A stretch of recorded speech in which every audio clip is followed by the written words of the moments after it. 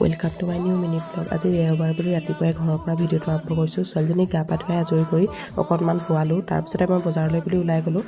বজাৰতে এনেকুৱা মাছ দেখি মই এপোৱামান আনিছোঁ।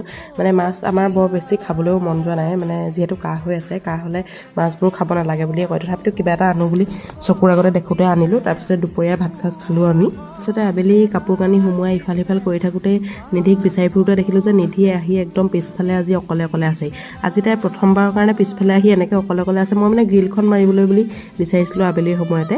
তাই আকৌ ইয়াত মাটি খেলি আছে, কেনেকৈনো জানিলে জানো। তাৰপিছতে ইফালে সিফালে কৰি থাকোঁতে আজি পিছফালে বহুতখিনি সময় তাই থাকিলে। তাৰপিছত চোতাল সাৰিবলৈ বুলি মাৰ পৰা বাহনটো লৈছে। মানে আজি আবেলিটো তাই নিজৰ মতে কটালে। মই স্কুলত থকাৰ সময়ত যিহেতু তাই মাৰ মোবাইলটোৰ পৰা দেউতাকলৈ ফোন লগায়, এয়া ফোন লগাই পিনি দেউতাকৰ লগত কথা পাতি আছে। গধূলিলৈ আকৌ হিমাদ্ৰীয়ে চাহ একাপ খাবলৈ বুলি মাতিলে সিহঁতৰ ৰুমতে। কৈছোঁৱে যিহেতু এইকেইদিন কাহ হৈ আছে আমাৰ দুইজনীৰে, তাইকো অকণমান ভিক্স দি পানী ভাপ ল'বলৈ দিছোঁ।